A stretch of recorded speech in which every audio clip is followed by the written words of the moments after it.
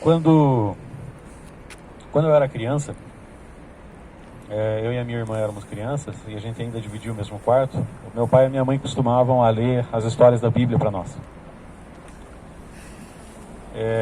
E normalmente o pai e a mãe gostavam de ler para nós assim, Josué, Juízes, né? Ali tem a história de Sansão, que é bem legal. Tem uns heróis da Bíblia aí que são muito interessantes. Eles liam Reis, Crônicas. Mas eu acho que a parte que foi mais importante é eles nunca terem pulado as histórias. E tem uma história que desde a minha infância ela sempre me deixou um pouco conturbado por causa de tudo que acontece dentro dessa história. E já tem algum tempo que eu tive paz em Deus com relação a isso, porque eu consegui entender a história. Mas nesse momento em que nós olhamos para o Brasil e temos visto tanta coisa horrível, tanta coisa estranha, tanta coisa incomum acontecendo, não consigo deixar de notar a semelhança do que aconteceu nessa passagem, no capítulo 19 de Juízes. Eu vou ler aqui para os irmãos.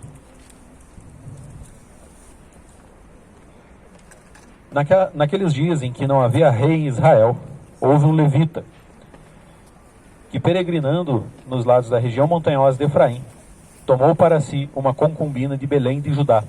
Porém, ela se irritou com ele e, deixando-o, voltou para a casa de seu pai, em Belém de Judá, onde ficou durante 4 meses. Seu marido, levando consigo o seu servo e 2 jumentos, foi atrás dela para tentar convencê-la a voltar. Ela o fez entrar na casa de seu pai. Este, quando viu o levita, saiu alegre para recebê-lo. O sogro, o pai da moça, convenceu o levita a ficar com ele durante 3 dias. Comeram e beberam, e o casal se alojou ali. No 4º dia, madrugaram e levantaram para partir. Mas o pai da moça disse ao seu genro: coma alguma coisa para você ter mais força para a viagem. Depois disso, vocês podem ir embora. Os 2 se sentaram, comeram e beberam juntos. E o pai da moça disse ao homem: por favor, fique aqui mais uma noite e alegre o seu coração. Quando o homem se levantou para partir, o seu sogro insistiu que ficasse. E ele mais uma vez pernoitou ali.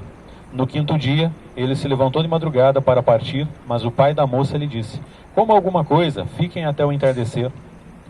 Ambos comeram juntos, e então o homem se levantou para partir, ele e sua concubina e o seu servo. Mas o sogro dele, o pai da moça, lhe disse: olhe, está ficando tarde, e a noite vem chegando. Passe mais uma noite aqui, este dia já está acabando. Passe aqui a noite, e alegre o seu coração. Amanhã de madrugada vocês podem levantar e viajar de volta para casa. Porém o homem não quis passar ali mais uma noite. Ele levantou-se e partiu e chegou até a altura de Jebus. Um detalhe à parte, para quem não sabe, Jebus nessa época é a mesma localização de Jerusalém. Tá? Muito tempo depois vai ser Davi que vai conquistar Jebus e vai virar Jerusalém. Com ele iam 2 jumentos encilhados e também a sua concubina. Quando chegaram perto de Jebus, o dia já estava chegando ao fim. Então o servo disse ao seu senhor: venha, vamos sair da estrada e entrar nessa cidade dos jebuseus e passemos a noite ali. Porém, o seu senhor lhe disse: não vamos entrar em nenhuma cidade estranha que não seja dos filhos de Israel. Vamos um pouco mais adiante até Gibeá. E continuou: venha, vamos a um desses lugares e pernoitemos em Gibeá ou em Ramá. Assim passaram adiante e continuaram a viagem, e o sol se pôs ao chegarem em Gibeá, que pertencia aos benjamitas. Saíram da estrada para entrar em Gibeá, a fim de, nela, passarem a noite. O levita entrou e sentou-se na praça da cidade, porque não houve quem o recolhesse em casa para ali pernoitarem. Eis que, ao anoitecer, um homem velho estava voltando de seu trabalho no campo. Ele era da região montanhosa de Efraim, mas morava em Gibeá. Os outros habitantes do lugar eram benjamitas. Quando o velho ergueu os olhos e viu o viajante na praça da cidade, perguntou: para onde você está indo e de onde você vem? O levita respondeu: estamos viajando de Belém de Judá para os lados da região montanhosa de Efraim, onde eu sou. Fui a Belém de Judá e agora estou em viagem para a casa do Senhor. ninguém me recebeu em casa, embora tenhamos palha e pasto para os nossos jumentos, e também pão e vinho para mim, e para esta sua serva, e para o moço que vem com esses seus servos. Não nos falta nada.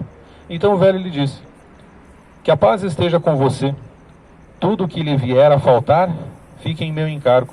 Só não passem a noite na praça. Ele os levou para a sua casa e deu pasto aos jumentos. Depois de lavarem os pés, comeram e beberam.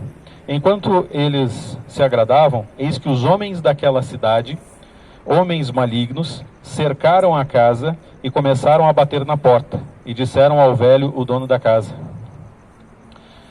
traga para fora o homem que entrou em sua casa, para que abusemos dele. O dono da casa saiu para falar com eles e disse: não, meus irmãos, não façam essa maldade. Já que o homem está em minha casa, não façam uma loucura dessas. Vejam aqui, estão a minha filha virgem e a concubina dele. Vou pôr as duas para fora e vocês poderão abusar delas e fazer o que bem quiserem. Mas não façam uma loucura dessas com esse homem. Porém, aqueles homens não quiseram ouvir. Então o levita pegou a sua concubina e a entregou a eles do lado de fora, e eles a forçaram e abusaram dela a noite toda, até pela manhã.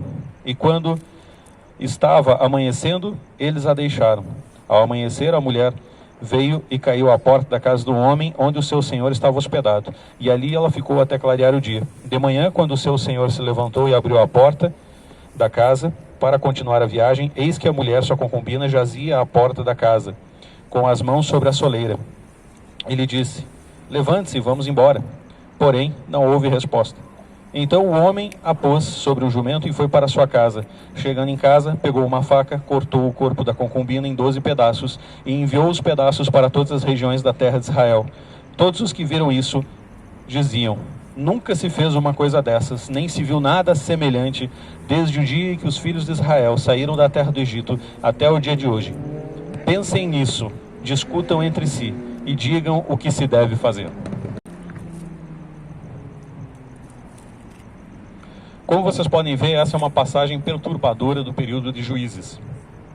Isso é logo após o povo chegar na Terra Prometida e depois do período em que Josué foi juiz, julgou a terra durante aquele período. Ainda haviam cidades, ainda haviam lugares que precisavam ser conquistados, como por exemplo Jebus, que muito tempo depois só foi conquistada por Davi e depois virou Jerusalém. Nessa época, Jebus ainda era uma cidade de jebuseus, que não era um povo hebreu, não era um povo do povo de Deus. E é uma passagem estarrecedora, eu sei, e eu nunca vi pregarem a respeito dessa passagem. Até porque não é uma coisa bonita de se contar num culto, né? Então vocês tenham um pouco de paciência comigo. O que acontece aqui? Deixa eu dar para vocês um pouco de contexto. Este homem, ele era levita. E levita não significa ser uma pessoa que toque música nos cultos. Levita é como existe, por exemplo, a família Silva. Tá? O levita, ele era da família levítica, como se fosse uma família. E essa família, de acordo com a lei mosaica, deveria estar toda consagrada ao Senhor para servir no templo do Senhor, para fazer os sacrifícios e para ensinar ao povo a lei de Deus. E esse homem toma para si uma concubina. Essa concubina, como a gente viu aqui, ela volta para a casa do seu pai porque se aborreceu com ele.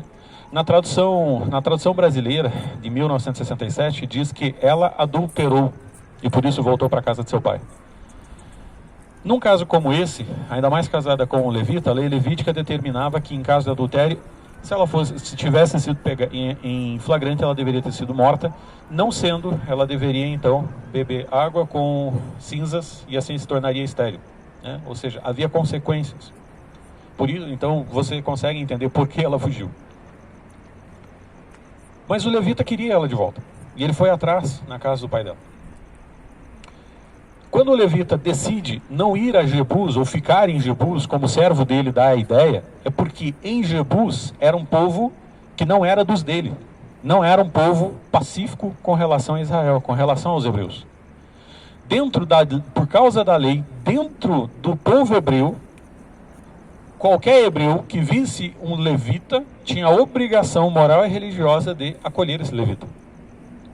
Então por isso ele prefere escolher uma cidade do próprio povo, da própria língua, da própria nação, porque ele entende, não, eu serei bem acolhido, né? Vão me dar um lugar para mim ficar, estarei protegido se eu ficar no meio dos meus. Esse é o pensamento dele, e o pensamento dele estava correto. Só que, quando ele vai e fica em Gibeá, que é a cidade de Benjamita, que é a cidade do povo dele, aparece esse senhor e leva ele para casa. Esse senhor provavelmente já sabia da maldade do povo daquela região. Por isso, imediatamente ele trata de tirar o homem da praça. Quando os benjamitas maus batem à porta daquele homem para tirá-lo para fora, o que eles queriam fazer de fato era estuprá-lo em praça pública, se possível. Para nós parece um tanto estranho, complicado, porque nós não temos o contexto de como eram as coisas antigamente. Esse tipo de hábito, embora hoje seja relacionado a uma prática, né, no passado era a pior forma de humilhação, era a maior forma de humilhação que poderiam fazer com alguém. Ao passo que a pessoa que passou por esse tipo de abuso, só restaria se matar, por causa de tamanha vergonha. E era isso que aqueles homens queriam fazer com o levita. Esse era o nível de maldade daquela cidade dos benjamitas. Não queremos visitantes aqui, não queremos outras pessoas daqui. Os que vierem aqui, nós vamos humilhá-los, para que nunca mais voltem. Esse é o pensamento naquele lugar, em Gibeá. E essa defesa, que é para nós, dentro do que nós entendemos por causa do cristianismo, por causa do amor de Cristo, nós olhamos para uma atitude como a que aquele senhor tem com relação à sua filha e que o levita tem com relação à sua concubina, e nós repudiamos uma coisa assim, chega a nos dar nojo. Por que eles tomam essa atitude de entregar as mulheres? No fim das contas, só foi entregue a concubina. Esse senhor que recebeu o levita, ele pensava o seguinte: se eu entregar as mulheres e esses homens maus, não atacarem o levita, e esse levita, então, depois ir para a sua casa e chegar em paz na sua casa, em segurança na sua casa, depois disso, então terá acontecido essa coisa horrível, mas pelo menos a tribo aqui, a cidade não será destruída, não haverá comoção social, não haverá uma convulsão social. Mas se eles atacarem diretamente o levita, quando ficarem sabendo do que aconteceu com esse levita, esta cidade, todo esse local será destruído. Então por isso que ele pensa em entregar a sua própria filha e a concubina, ao invés de entregar o levita. Mas, no dia seguinte, quando aconteceu o que aconteceu e o levita sai para fora, ele já estava decidido. Independente de ter acontecido com ele ou ter acontecido com a concubina dele, ele já estava decidido a fazer todo Israel conhecer e saber do que estava acontecendo ali. É um ato brutal o que ele faz. É terrível. Talvez uma das coisas mais desumanas que a nossa imaginação consiga alcançar. Mas quando ele volta para casa, então ele esquarteja o corpo dessa mulher e manda um pedaço para cada capital de cada uma das tribos de Israel. O que ele está querendo com isso? O que ele está tentando nesse momento? Ele quer que a nação olhe e veja. Olha, nós como nação, vejam aonde viemos parar. Vejam que tipo de coisas nós estamos fazendo como nação. Vejam que tipo de pessoas más nós estamos deixando impune nesta nação. Quando a gente avança do capítulo 19 para o capítulo 20,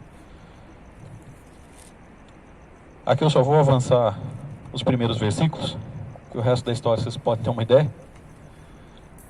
Diz o seguinte: todos os filhos de Israel, desde Dan até Berseba, bem como da terra de Gileade, saíram, e a congregação se reuniu diante do Senhor em Mispa, como se fosse um só homem. Os chefes de todo o povo e todas as tribos de Israel se apresentaram na congregação do povo de Deus.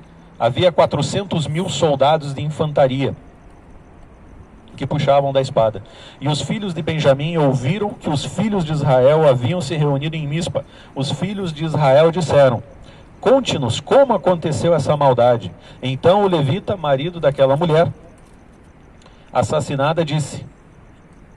Enfim, daqui para frente ele conta a história toda que foi lida, diante de uma Assembleia Geral, e diante dos fatos, a nação, como povo, toma uma decisão de mudar, de romper com a sua velha cultura e fazer de exemplo aqueles homens maus, para que então a nação pudesse, digamos assim, arrepender, voltar para os seus caminhos, fazer aquilo que é certo.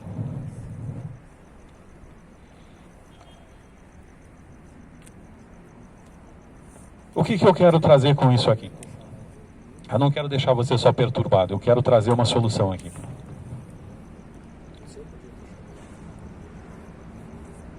No momento que nós estamos vivendo hoje no Brasil, nunca se falou tanto a respeito de ruptura, a respeito de rasgar com a cultura que havia e criar uma nova cultura. Nunca foi falado tanto a respeito que o Brasil tem que tomar, o brasileiro como povo, como nação, tem que tomar uma atitude e mudar seu caráter, a sua cultura, principalmente as suas lideranças políticas. Aliás, mais se fala a respeito disso no meio político. No entanto, o estado de ânimo do brasileiro, como nunca fizemos isso antes, é um estado de ânimo, como a Bíblia diz, dobre. É um estado de ânimo inconstante. Como brasileiros, nós conseguimos, então, finalmente colocar um presidente que não tinha nenhuma relação com as corrupções que haviam, uma pessoa totalmente independente de todo o sistema. Até certo ponto, como previsto, como ele era tão independente do sistema, ele hoje, infelizmente, está isolado. Mas quando nós colocamos o presidente lá, todo mundo se animou e a gente achou, pronto, a gente conseguiu limpar, né? Aí tal, vamos voltar para a nossa vida, vamos trabalhar, o Brasil agora vai prosperar. A gente não chegou a ter um ano inteiro de governo sem um problema. Alguns meses depois houveram rachas, e dali para diante, todos os dias ou todas as semanas, nós passamos a ter uma surpresa nova, uma coisa nova.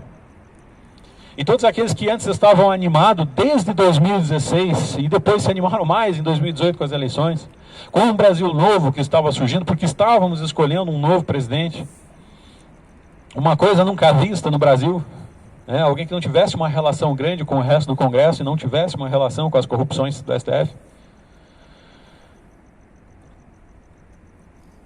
O brasileiro estava animado, mas à medida que as coisas foram acontecendo, nosso ânimo, nossa animação foi murchando, foi apanhando também. E hoje eu tenho certeza que você que está aqui já conhece pessoas, amigos, vizinhos, parentes, ou já viu alguém na internet, pessoas que, não que eles queiram ser esquerdistas, não que eles queiram apoiar o PT, não que eles queiram apoiar tudo que não presta, mas simplesmente estão desanimadas com a escolha do brasileiro para a presidência. Porque esperavam uma atitude mais isso ou mais aquilo.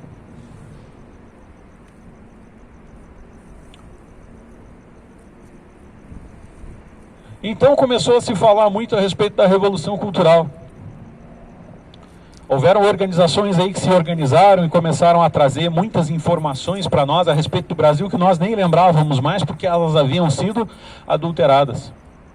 Tenho certeza que muita gente não conhecia a história do Brasil, como por exemplo o Brasil Paralelo contou. Tenho certeza que muita gente já havia esquecido de fatos que têm sido trazidos à tona nesses últimos tempos. Porque a esperança de quem está produzindo esse material, de quem está trazendo ensino, quem está trazendo conhecimento, é que o povo brasileiro se conscientize, se anime de novo e continue a batalha. E voltando sobre a nossa história, agora praticamente todo mundo sabe que o Brasil nunca teve um momento de rompimento. Um momento que o rompimento veio do povo. Um momento que o povo ficou cheio e resolveu, não, agora nós vamos tomar aqui as decisões, nós é que vamos fazer aqui as coisas no Brasil, nós é que vamos definir o que queremos para nós.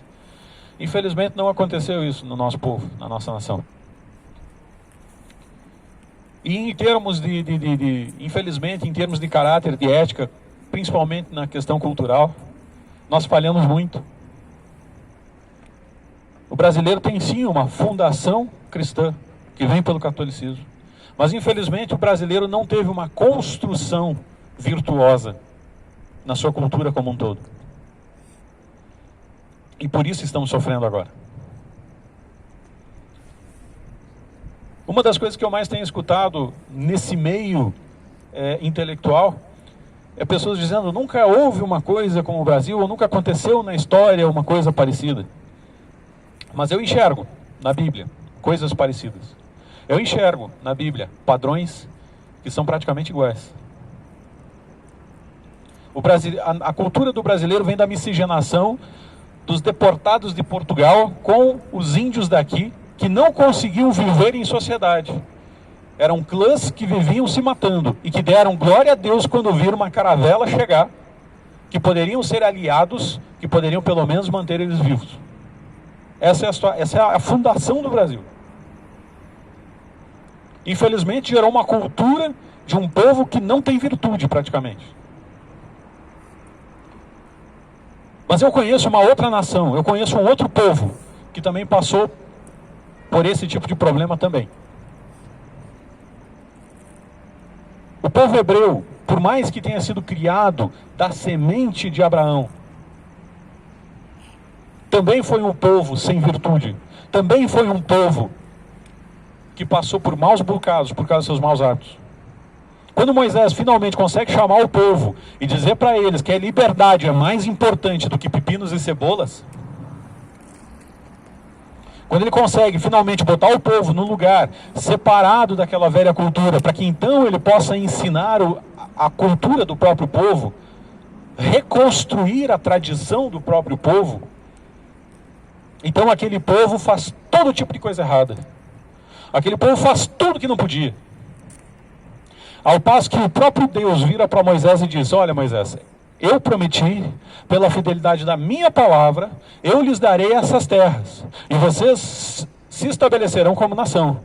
Mas eu não tenho como permanecer no meio de vocês, porque o povo é mau e continua pecando continuamente. Se eu ficar no meio de vocês, eu consumirei o povo. E Moisés entende isso. Chega no nível tal que o próprio Moisés fica proibido de chegar depois na terra. E Josué é o cara que tem então a triste missão de estabelecer o povo na terra. Eu não sei se historicamente existe outro general de guerra mais bem sucedido que ele. O cara sai numa única campanha e vence 33 reis numa única campanha. E com esses 33 reinos que caíram diante dos pés dele, porque ele resolveu obedecer a Deus com seriedade, ele estabelece a nação de Israel. Ele estabelece a nação hebraica. Mas quando ele morre, ele ainda diz para a nação: vocês têm obrigação de continuarem a conquista. Porque de tudo que havia para ser tirado dessa terra, de tudo que havia para ser conquistado, ainda falta. Vocês têm que conquistar mais, porque Deus nos prometeu muito mais. Só que esse povo, assim que conseguiu conquistar um pedacinho de terra, já começou a se desviar. A tribo de Dan sai lá e faz um altar. Issacar e Zebulon se misturam com os povos da terra, que não era para eles fazerem, não era para fazer aliança com o povo da terra. O quanto antes que esse povo conseguiu se livrar da tutela de Moisés e de Josué, eles foram atrás de fazer tudo que não deviam. Ao passo que se estabeleceu uma tradição demoníaca tal sobre Israel, sobre os hebreus, que era a tradição de Milcom, ou de Malcom, Moloque, onde os pais sacrificavam os filhos em busca de prosperidade. Isso se estabeleceu em Israel, os hebreus. Parece, para nós agora aqui sentados nessa praça, parece um negócio tão distante. Parece um negócio tão terrível. Mas eu fico feliz. fico feliz com isso porque eu vejo nestas práticas, nestas coisas, nestes desvios que os hebreus tiveram no Antigo Testamento, algo muito próximo com o que o Brasil passa hoje. No Brasil não se adora nominalmente Baal ou Moloque. No Brasil nominalmente não se faz, não se fazem assim sacrifícios humanos. Nominalmente.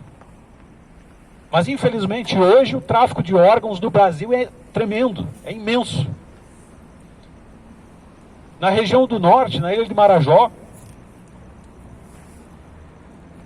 o tráfico de órgãos, onde eles capturam crianças, matam-as para tirar os órgãos.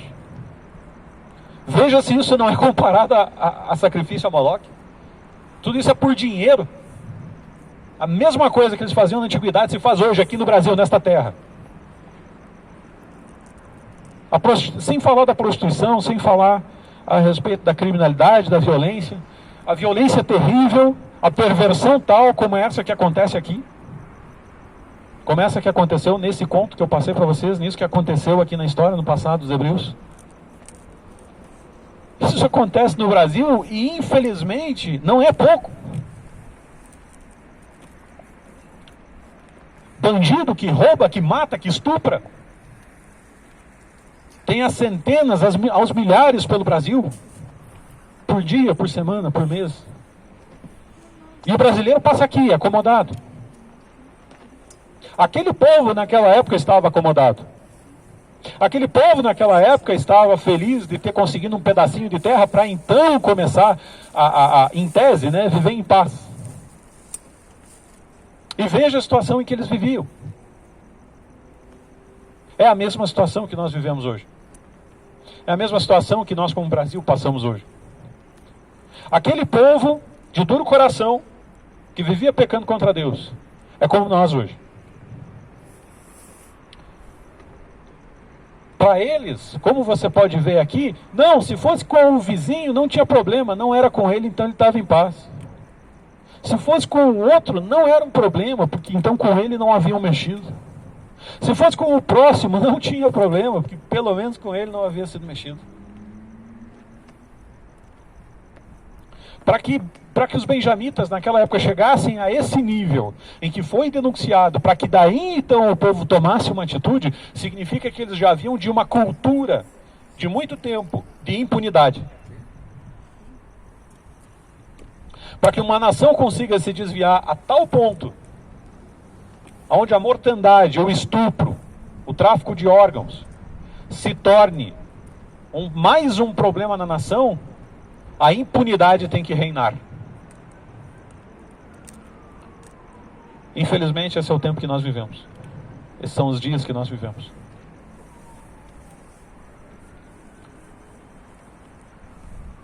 Existe aqui, nesse conto terrível, uma direção e algumas características que nós temos que tomar se nós queremos um Brasil diferente.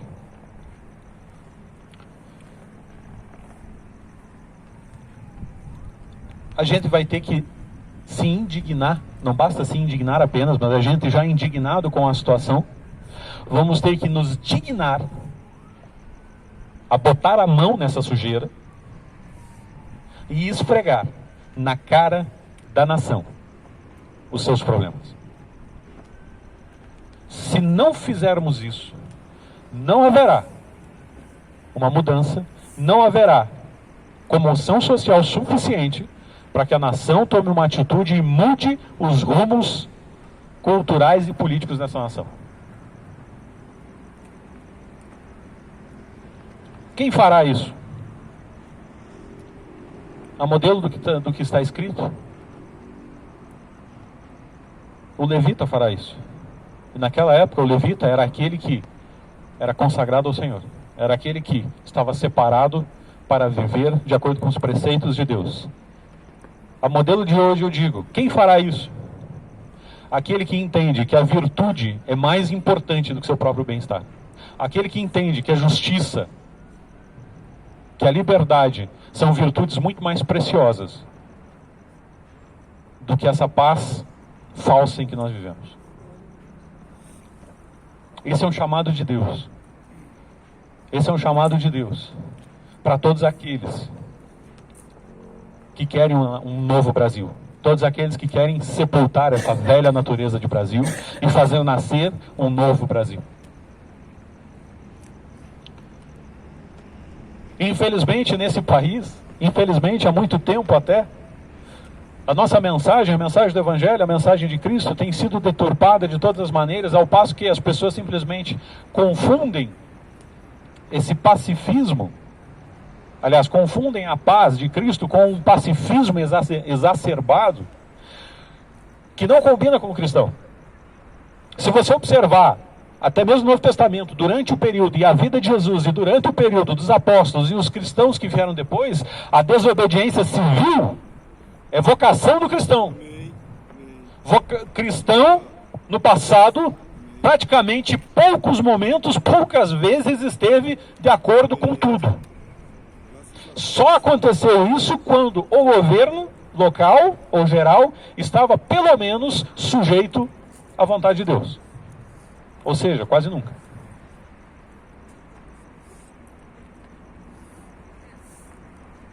Quando nós vemos o próprio Jesus falando as bem-aventuranças, ele fala lá: bem-aventurados aqueles que têm sede, fome e sede de justiça, porque eles serão saciados.